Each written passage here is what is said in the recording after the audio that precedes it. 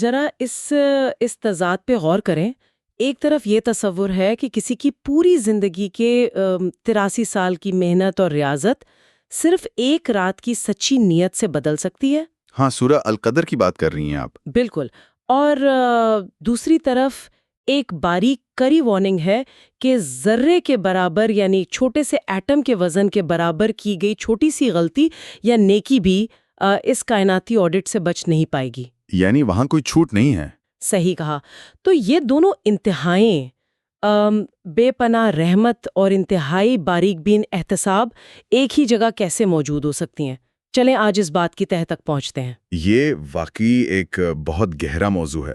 ہاں، تو آج کے اس ڈیپ ڈائیو میں ہم قرآن مجید کے 30ویں پارے کی آخری 22 صورتوں پر بات کر رہے ہیں، یعنی سورہ الضحیٰ سے لے کر سورہ الناس تک، جو کہ بظاہر بہت چھوٹی صورتیں ہیں.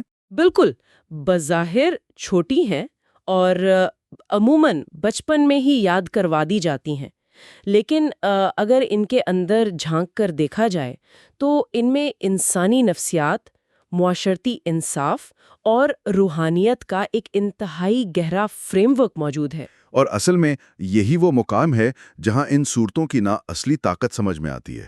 ہم اکثر ان صورتوں کو صرف عبادت کے دوران دہرانے والے الفاظ سمجھ لیتے ہیں. ہاں، ایسا ہی ہے. لیکن حقیقت میں یہ انسانی زندگی کے سب سے پیچیدہ سوالات کے جواب ہیں. یہ کوئی بکھرے ہوئے احکامات نہیں ہیں، بلکہ ایک مکمل کہانی ہے. یعنی ایک مکمل نیریٹو. ایگزیکٹلی. ایک نیریٹو جو انسان کو بتاتا ہے کہ وہ اصل میں ہے کون، اس کی کمزوریاں کیا ہیں، اور اس دنیا کے الجھے ہوئے مادی اور سماجی نظام میں اسے اپنا راستہ کیسے بنانا ہے. صحیح. اور اسی کشمکش کی اگر بات کریں تو انسان کی سب سے پہلی اور سب سے شدتی نفسیاتی کیفیت تنہائی کی ہوتی ہے. ہاں، تنہائی یا یہ احساس کہ مشکل وقت میں اسے اکیلا چھوڑ دیا گیا ہے. بالکل. جب میں سورہ الضحیٰ کے پس منظر کو دیکھ رہی تھی تو یہ بات بڑی شدت سے محسوس ہوئی. اس کا نزول اس وقت ہوا جب وحی کا سلسلہ کچھ عرصے کے لیے رک گیا تھا. صحیح. اس وقت لوگوں نے تانے دینا شروع کر دیے تھے. ہاں، لوگوں نے کہا کہ پیغمبر کو ان کے رب نے تنہا چھوڑ دیا ہے یا وہ ناراض ہو گیا ہے.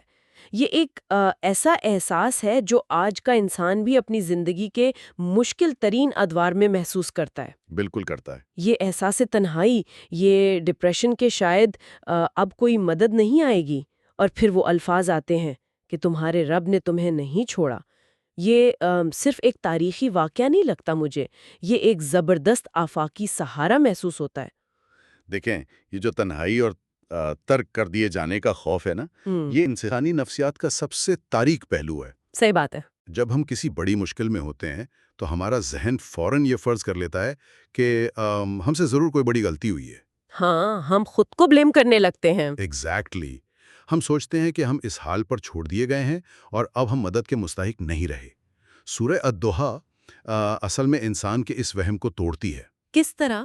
وہ ایسے کہ یہ بتاتی ہے کہ حالات کی عارضی خاموشی یا وقتی مشکلات کا مطلب خدا کی بے دخلی نہیں ہے، اور اس کو ثابت کرنے کے لیے ایک کمال کی نفسیاتی ٹیکنیک استعمال ہوئی ہے. اچھا، وہ ٹیکنیک کیا ہے؟ یہ سورہ انسان کو اس کا اپنا ماضی یاد دلاتی ہے. جیسے کیا اس نے تمہیں یتیم نہیں پایا اور پناہ نہیں دی؟ واقعی؟ یا کیا اس نے تمہیں بھٹکتے ہوئے نہیں پایا اور راستہ نہیں دکھایا؟ اصل میں جب انسان شدید مایوسی میں ہوتا ہے تو اس کی یادداشت صرف منفی چیزوں پر اٹک جاتی ہے. ہاں، ہم پازیٹیو چیزیں بھول جاتے ہیں. بالکل. تو ماضی کی کامیابیوں اور دی گئی پناہوں کو یاد دلانا اس مایوسی کے خول کو توڑنے کا بہترین طریقہ ہے. یہ ماضی کی یاد دہانی والا پوائنٹ مجھے بہت دلچسپ لگا. جب میں اس پر غور کر رہی تھی تو مجھے اپنا ایک ریسنٹ ایکسپیرینس یاد آ گیا. اچھا، کیا ہوا تھا؟ میں ایک انجان راستے پر ڈرائیو کر رہی تھی اور اچانک میرے نیویگیشن سسٹم یعنی جی پی ایس نے سگنل کھو دیا اور پھر اسکرین پر ری کیلکولیٹنگ لکھا آنے لگا. ہاں، وہ بڑا انوائنگ مومنٹ ہوتا ہے. بہت. اس ایک لمحے کے لیے بڑی شدید الجھن اور گھبراہٹ ہوتی ہے کہ کہیں میں غلط جگہ نہ پہنچ جاؤں، لیکن حقیقت میں وہ سسٹم ایک نیا اور بعض اوقات ٹریفک سے بچنے کا ایک بہتر راستہ تیار کر رہا ہوتا ہے. صحیح. تو کیا ہم سورہ الشرح میں جو 2 بار دہرایا گیا ہے کہ ہر مشکل کے ساتھ آسانی ہے، اس کو اس ری کیلکولیشن کے عمل سے جوڑ سکتے ہیں؟ یہ انالوجی بہت اچھی ہے. کیونکہ ہمیں لگتا ہے کہ ہم پھنس گئے ہیں، لیکن دراصل ایک نئی راہ بن رہی ہوتی ہے۔ اس حد تک تو یہ مشاہدہ بالکل درست ہے کہ مشکل کے فوراً بعد یا اس کے بالکل متوازی ایک آسانی موجود ہوتی ہے، ہاں، جو شاید ہمیں فوراً نظر نہ آئے، لیکن یہاں ایک بہت بڑا فرق بھی سمجھنا ضروری ہے۔ وہ کیا فرق ہے؟ جی پی ایس نیویگیشن سسٹم تو خود بخود نیا راستہ بنا رہتا ہے نا، آپ کو صرف اسکرین دیکھتے ہوئے انتظار کرنا ہوتا ہے۔ ہاں، وہاں ہم کچھ نہیں کرتے۔ لیکن ان صورتوں میں جو ماڈل پیش کیا گیا ہے وہ اتنا پیسو نہیں ہے۔ یعنی ہاتھ پر ہاتھ دھرے نہیں بیٹھ سکتے۔ ایگزیکٹلی سورہ الضحیٰ کے فوراً بعد سورہ الشرع اور پھر سورہ الکوثر کو دیکھیں۔ آسانی یا رحمت کی فراوانی صرف اس شرط پر برقرار رہتی ہے جب انسان خود ایک فعال کردار ادا کرے، یعنی ایکٹیو رول پلے کرے۔ بالکل۔ اللہ نے یاد دلایا کہ کیونکہ تمہیں یتیمی میں پناہ ملی لہٰذا اب تم کسی یتیم پر سختی نہیں کرو گے، صحیح۔ کیونکہ تمہیں غنی کیا گیا اس لیے اب مانگنے والوں کو مت جھڑکو۔ اور سورہ الکوثر میں جب کثیر بھلائی کا وعدہ کیا گیا ہے تو ساتھ ہی قربانی اور نماز کا حکم بھی ہے۔ اچھا، تو اس کا مطلب ہے کہ خدائی سہارا ملنے کے بعد شکر گزاری محض دل میں خوش ہونے کا نام نہیں ہے؟ نہیں، بالکل نہیں، یہ ایک عملی اور سماجی ذمہ داری ہے۔ تو یعنی رحمت ایک سائیکل کی طرح ہے، جو آپ تک پہنچتی ہے تو اسے آگے کمزوروں تک منتقل کرنا لازمی ہے۔ صحیح کہا آپ نے۔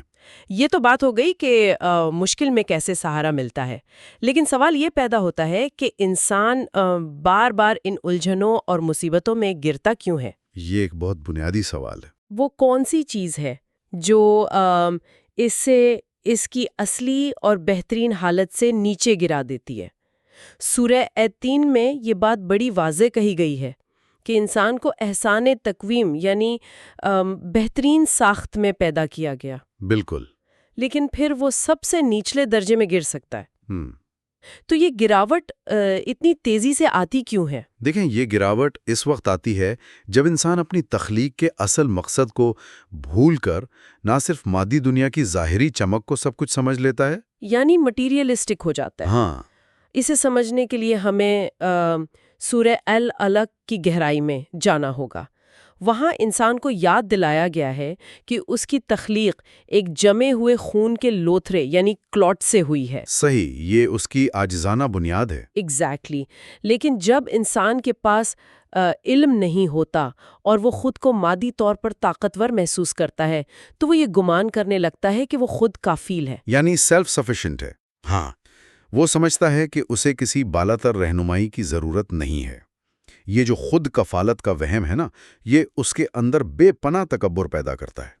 اور پھر یہی تکبر اسے گراتا ہے۔ بالکل، یہی تکبر اسے اس کی بہترین صفت سے گرا کر ایک ایسی حالت میں لے جاتا ہے جہاں وہ صرف اپنی ذات اور اپنے مفاد کا اسیر ہو کر رہ جاتا ہے۔ مجھے یہ بات سورہ العادیات اور سورہ التکاثر کے مطالعے میں بہت شدت سے محسوس ہوئی۔ ہاں، ان صورتوں میں تو منظر کشی ہی کمال کی ہے۔ واقعی العادیات میں سرپٹ دوڑتے، ہانپتے اور چنگاریاں اڑاتے گھوڑوں کا ذکر ہے، اور پھر فوراً بعد انسان کی حالت بتائی گئی ہے کہ وہ دولت کی شدید محبت میں اندھا ہو چکا ہے اور اپنے رب کا ناشکرا ہے۔ بالکل۔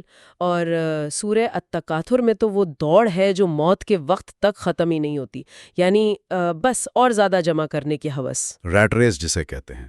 ٹریڈ مل والی مثال بہت مفید ہے۔ ہم سب بھاگ رہے ہیں، سانس پھولا ہوا ہے، توانائیاں خرچ ہو رہی ہیں، لیکن پہنچ ہم کہیں نہیں رہے۔ صحیح بات ہے۔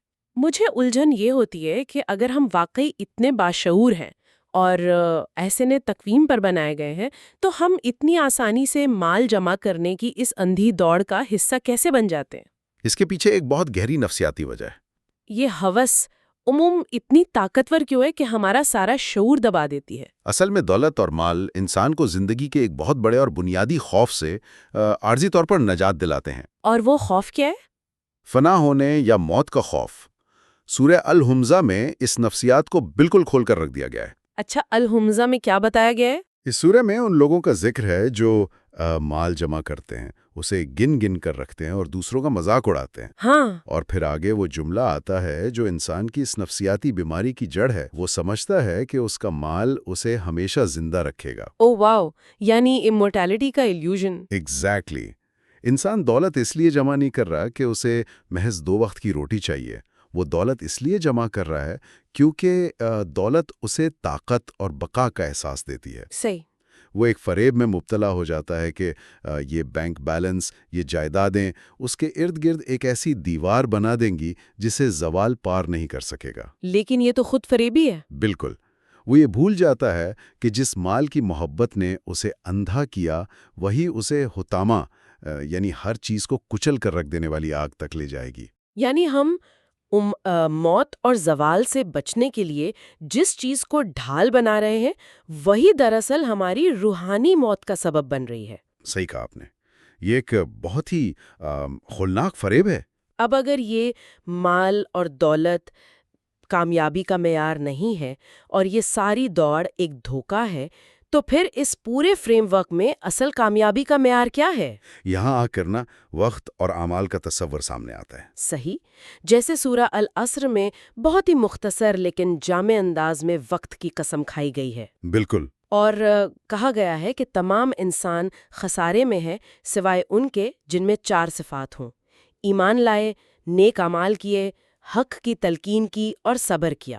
ہاں، یہ 4 شرطیں ہیں۔ تو کیا ہم یہ کہہ سکتے ہیں کہ کامیابی کا دار و مدار دولت جمع کرنے پر نہیں بلکہ وقت کی اس محدود پونجی کو ان 4 کاموں میں استعمال کرنے پر ہے؟ بالکل کہہ سکتے ہیں، اور اس کامیابی کے معیار کی اصل وجہ وہ کائناتی آڈٹ ہے جس کا ذکر ہم سورہ الزلزلہ اور سورہ القاریہ میں دیکھتے ہیں۔ Cosmic audit? ہاں، دنیاوی پیمانے پر انسان کی کامیابی کو اس کے جمع کیے ہوئے مال، اس کے گھر کے سائز اور اس کے رتبے سے ناپا جاتا ہے۔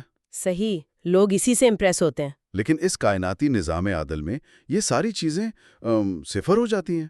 زلزلہ میں بتایا گیا ہے کہ زمین اپنے اندر چھپائے تمام راز اگل دے گی، اور پھر وہاں ذرے کے برابر کا حساب ہوگا۔ ایگزیکٹلی، ذرے کے برابر، یعنی اس حد تک چھوٹا عمل جسے عام آنکھ دیکھ بھی نہیں سکتی، کیا گیا نیک یا برا عمل سامنے آ جائے گا۔ واقعی یہ سوچ کر ہی ڈر لگتا ہے۔ اور القاریہ میں اعمال کے وزن کی بات کی گئی ہے۔ یاد رکھیں، اعمال کا وزن مال کی طرح نہیں ہوتا۔ تو پھر اعمال کا وزن کس چیز سے طے ہوتا ہے؟ اعمال کا وزن نیت، خلوص اور ان کے معاشرے پر پڑنے والے مثبت اثرات سے طے ہوتا ہے۔ یہ جو کائناتی آڈٹ کا تصور ہے نا، یہ واقعی رونگٹے کھڑے کر دینے والا ہے۔ صحیح بات ہے۔ ہم عام دنیاوی آڈٹس میں بھی گھبرا جاتے ہیں جہاں ہم بڑی آسانی سے چھوٹی رقموں یا غلطیوں کو راؤنڈ آف کر کے چھپا لیتے ہیں۔ ہاں، کہ اس سے کیا فرق پڑتا ہے۔ بالکل، لیکن اس کائناتی آڈٹ میں کوئی راؤنڈ آف نہیں ہو رہا، ایک ایک ذرے کا حساب ہو رہا ہے، اور اسی لیے ہر چھوٹا عمل بھی اہمیت رکھتا ہے۔ لیکن یہاں مجھے ایک اور چیز نے بہت سوچنے پر مجبور کیا۔ ہمارے معاشروں میں عام طور پر ایک رجحان پایا جاتا ہے جس میں لوگ عبادت کو ایک بالکل الگ کھانے میں رکھتے ہیں صحیح۔ اور سماجی خدمت یا اخلاقیات کو دوسرے میں۔ ہاں، کچھ لوگ ظاہری طور پر بہت عبادت گزار ہوتے ہیں لیکن ان کا سماجی رویہ انتہائی سخت ہوتا ہے۔ یہ ایک بہت بڑا المیہ ہے۔ لیکن سورہ المعون تو ان دونوں کو بالکل آپس میں ملا دیتی ہے۔ بالکل ملا دیتی ہے۔ اس میں کہا گیا ہے کہ تباہی ہے ان نمازیوں کے لیے جو اپنی نمازوں سے غافل ہیں، دکھاوا کرتے ہیں اور عام استعمال کی معمولی چیزیں بھی مانگنے پر نہیں دیتے۔ ہاں، جسے وہاں معون کہا گیا ہے۔ صحیح۔ تو یہاں میرا سیدھا سا سوال یہ ہے کہ کیا اس کا مطلب یہ ہے کہ اگر کوئی شخص سماجی طور پر ہمدرد نہیں ہے، لوگوں کے دکھ درد میں شریک نہیں ہوتا، تو اس کی یہ ظاہری عبادت مکمل طور پر کھوکھلی ہے؟ یہ اس کانورزیشن کا شاید سب سے اہم نچوڑ ہے۔ اچھا۔ سورہ المعون مذہب کے اس روایتی اور کھوکھلے تصور کو زمین بوس کر دیتی ہے، جہاں عبادت کو محض ایک ذاتی اور انفرادی مشق سمجھ لیا جاتا ہے، یعنی صرف اپنے اور خدا کے درمیان کا معاملہ۔ ہاں، لیکن اصل میں ایسا نہیں ہے۔ اگر کوئی شخص نماز پڑھ رہا ہے لیکن اس کا دل یتیم کو دھکے کھاتے دیکھ کر نہیں پسیجتا، اگر وہ مسکین کو کھانا کھلانے کی ترغیب نہیں دیتا، تو پھر اس کی نماز کا کیا فائدہ؟ تو وہ دراصل دین کو جھٹلا رہا ہے۔ یہ بہت سخت الفاظ ہیں۔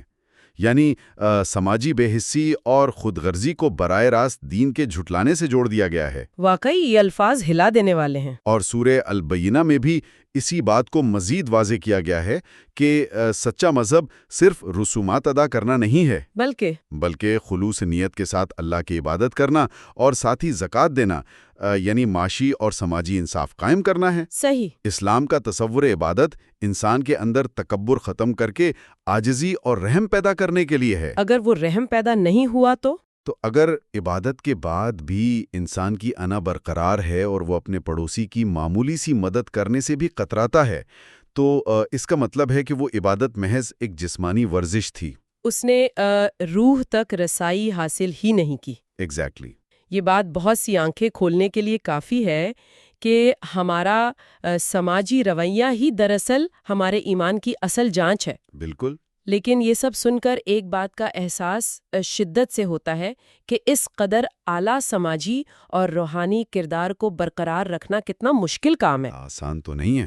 قدم قدم پر انسان کو اندرونی اور بیرونی برائیوں کا اور معاشرتی دباؤ کا سامنا کرنا پڑتا ہے، اور شاید یہی وجہ ہے کہ ان آخری صورتوں میں پھر تحفظ، تاریخ اور خالص توحید کا ایک پورا نظام دیا گیا ہے۔ ہاں، یہ ان صورتوں کی سیکوینس کا کمال ہے۔ میں دیکھ رہی تھی کہ سورہ الفیل اور سورہ قریش میں تاریخ کا حوالہ دیا گیا ہے کہ کیسے ابرہہ کے فوج کو جو ہاتھیوں کے ساتھ کعبہ دہانے آئی تھی، پرندوں کے ذریعے تباہ کیا گیا، ابابیل کے ذریعے۔ ہاں۔ اور کیسے قریش کو معاشی خوشحالی اور تحفظ بخشا گیا۔ یہ تاریخی حوالے اس روحانی سفر میں دراصل کیا کردار ادا کرتے ہیں؟ یہ تاریخی حوالے انسان کو یہ بتانے کے لیے ہیں کہ اصل طاقت کس کے پاس ہے۔ صحیح۔ جب انسان حق اور انصاف کے راستے پر چلتا ہے تو اسے بظاہر مادی دنیا کی بہت بڑی اور ظالم طاقتوں کا سامنا کرنا پڑتا ہے، جیسے ابرہہ کی فوج۔ ابرہہ کی فوج اس وقت کی ایک سپر پاور کی علامت تھی، جو ہاتھیوں جیسے جدید جنگی ہتھیاروں سے لیس تھی۔ اور اس کے مقابلے میں مکے کے لوگوں کے پاس دفاع کے لیے کچھ نہیں تھا۔ صحیح کہا۔ تو سورۃ الفیل یہ یاد دلاتی ہے کہ جب مادی طاقتیں غرور میں اندھی ہو کر خدائی نظام کو چیلنج کرتی ہیں تو اللہ کی کائناتی گرفت غیر روایتی اور بظاہر کمزور طریقوں سے، جیسے ابابیلوں اور کنکروں سے، ہاں، انہی سے ان کو ریزہ ریزہ کر سکتی ہے۔ اور پھر سورۃ المسد میں ابو لہب کا انجام بتا کر یہ واضح کر دیا گیا کہ حق کی مخالفت کرنے والے کو نہ اس کا خاندان بچا سکتا ہے، نہ اس کی دولت، اور نہ ہی اس کے سیاسی تعلقات۔ صحیح۔ اور فتوحات کے حوالے سے جو بات سورہ النصر میں کی گئی ہے وہ بھی بڑی حیران کن ہے۔ کس لحاظ سے؟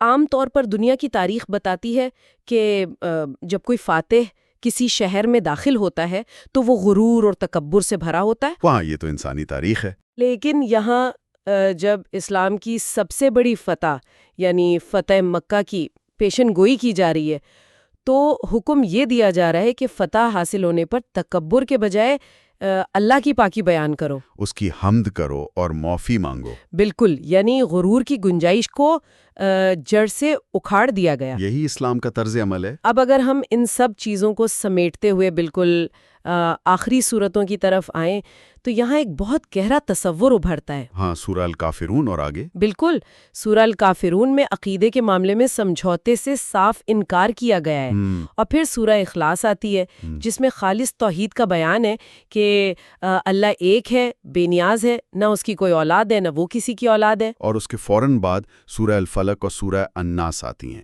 صحیح، جن میں اندھیرے، جادو، حسد اور خاص طور پر وسوسے ڈالنے والے شیطانوں سے پناہ مانگی گئی ہے۔ جب میں یہ ترتیب دیکھ رہی تھی تو مجھے وسوسوں کا یہ نظام کسی کمپیوٹر وائرس جیسا لگا۔ کمپیوٹر وائرس، یہ بہت انٹرسٹنگ تشبیہ ہے۔ ہاں، جیسے کوئی وائرس آپ کے لیپ ٹاپ کے بیک گراؤنڈ میں چل رہا ہوتا ہے۔ ہاں۔ وہ شور نہیں مچاتا، سامنے نظر نہیں آتا، بس خاموشی سے آپ کا سارا ڈیٹا کرپٹ کر دیتا ہے اور سسٹم کو سست کر کے تباہ کر دیتا ہے۔ ایگزیکٹلی۔ تو مجھے یہ الجھن دور کرنی ہے کہ کیا سورہ الاخلاص کا یہ خالص توحید کا تصور ان وسوسوں سے بچنے کے لیے کوئی براہ راست کام کرتا ہے؟ یعنی کیا توحید واقعتاً ایک اینٹی وائرس کا کام کر رہی ہے؟ اگر ہم اس تصور کی نفسیاتی اور روحانی گہرائی میں جائیں تو توحید بالکل وہی اینٹی وائرس والا کردار ادا کرتی ہے۔ کیسے؟ تھوڑا واضح کریں۔ دیکھیں، انسان کے اندر ڈر، حسد اور وسوسے تب پیدا ہوتے ہیں جب وہ یہ سمجھتا ہے کہ نقصان یا فائدہ پہنچانے کی طاقت دنیا کے مختلف لوگوں یا چیزوں کے پاس ہے۔ ہاں، ہم لوگوں سے ڈرنے لگتے ہیں۔ جب کوئی حسد کرتا ہے تو انسان ڈر جاتا ہے، جب کوئی مادی نقصان کا اندیشہ ہوتا ہے تو وہ گھبرا جاتا ہے۔ صحیح، اور شیطان کے وسوسے بھی انہی کمزوریوں کا فائدہ اٹھاتے ہیں۔ بالکل، لیکن سورہ الاخلاص انسان کے ذہن میں ایک بنیادی اصول نصب کر دیتی ہے کہ ذات الہی الصمد ہے، یعنی بے نیاز ہے اور سب کچھ اسی کا محتاج ہے۔ صحیح۔ جب انسان کو یہ کامل یقین ہو جائے کہ اصل اختیار صرف ایک ہستی کے پاس ہے، تو پھر اس کے اندر سے باقی ساری دنیا کا، لوگوں کے حسد کا اور نامعلوم طریقوں کا خوف ختم ہو جاتا ہے۔ واو، یہ تو بہت پاورفل پوائنٹ ہے۔ سورہ فلق اور سورہ ناس میں جو پناہ مانگی گئی ہے نا، وہ دراصل اسی توحید کے عقیدے کو ڈھال بنا کر مانگی گئی ہے، شک میں مبتلا کرتے ہیں۔ لیکن جب توحید کا یہ شعور موجود ہو تو ذہن ان تمام بیرونی اور اندرونی وائرسز کو فوراً پہچان کر مسترد کر دیتا ہے۔ یہ بات واقعی سارے پردے ہٹا دیتی ہے۔ بالکل۔ اگر ہم آج کی اس پوری گفتگو کو سمیٹیں تو ہم نے سورہ الضحیٰ کی تسلی سے آغاز کیا تھا اور اب ہم سورہ الناس کے تحفظ تک پہنچے ہیں۔ ایک مکمل سفر۔ واقعی یہ بظاہر 22 چھوٹی صورتیں دراصل ایک مکمل اور ناقابل تسخیر ضابطۂ حیات پیش کرتی ہیں۔ صحیح کہا۔ یہ ہمیں بتاتی ہیں کہ اللہ کی رحمت ہر حال میں موجود ہے، بس انسان کو اسے عملی طور پر بانٹنا ہے۔ انسان کی اصل عزت دولت میں نہیں بلکہ اس کے علم اور عاجزی میں ہے۔ اور کامیابی کا معیار مال جمع کرنا نہیں بلکہ اعمال کا خلوص اور سماجی انصاف ہے۔ اور اس پورے نظام کو قائم رکھنے کے لیے خالص توحید ہی وہ واحد ڈھال ہے جو انسان کو ہوس، تکبر اور خوف کے اندھیروں سے بچاتی ہے۔ اور یہی ان صورتوں کا سب سے منفرد پہلو ہے۔ یہ انسان کو اس کی حقیقت بتاتی ہیں، اس کی نفسانی کمزوریاں دکھاتی ہیں اور پھر ان پر قابو پانے کا راستہ بھی بتاتی ہیں۔ ایگزیکٹلی، ایک قابل عمل اور منطقی راستہ۔ یہ محض عقائد کا مجموعہ نہیں ہے بلکہ ایک متوازن اور انصاف پر مبنی انسانی معاشرہ تشکیل دینے کا ایک جامع خاکہ ہے۔ صحیح۔ اور جو شخص اس خاکے کو سمجھ کر اپنی زندگی میں نافذ کر لیتا ہے وہ دنیاوی اور روحانی دونوں سطحوں پر انتشار سے بچ جاتا ہے۔ بہت خوب۔ اور اس سے پہلے کہ ہم آج کے اس ڈیپ ڈائیو کو مکمل کریں، میں واپس اس بات کی طرف لانا چاہتی ہوں جس نے شروع میں ہی ہمیں سوچنے پر مجبور کر دیا تھا۔ لیلۃ القدر اور زلزلہ والی بات۔ ہاں، ہم نے دیکھا کہ سورہ القدر کے مطابق ایک سچی اور مخلصانہ رات، ایک ایسی رات جس میں انسان صادق دل سے اپنے رب کے سامنے جھک جائے، وہ 1000 مہینوں یعنی تقریباً 83 سالوں کی طویل زندگی کو یکسری بدل کر رکھ سکتی ہے۔ بالکل۔ اور اس کے بالکل برعکس ہم نے سورہ الزلزلہ میں یہ بھی دیکھا کہ ایک ذرے کے برابر نیکی یا بدی جسے ہم شاید چلتے پھرتے نظر انداز کر دیتے ہیں، وہ بھی اس کائناتی آڈٹ میں اپنا پورا وزن رکھے گی اور ضائع نہیں ہوگی۔ صحیح، یہ ایک بہت ہی چونکا دینے والی حقیقت ہے۔ واقعی، کیا ایسا تو نہیں کہ ہم اپنی روزمرہ کی بھاگ دوڑ میں اس ٹریڈ مل پر دوڑتے ہوئے اپنی ان چھوٹی چھوٹی نیکیوں، کسی کو دیے گئے ایک مسکراتے ہوئے جواب اور بظاہر چھوٹے چھوٹے فیصلوں کی اس زبردست طاقت کو انتہائی معمولی سمجھ کر ضائع کر رہے ہیں، جو دراصل ہماری پوری تقدیر بدل سکتی ہیں؟ ہاں، جو شاید ہماری پوری کائنات بدلنے کی صلاحیت رکھتی ہیں۔ سوچنے والی بات ہے۔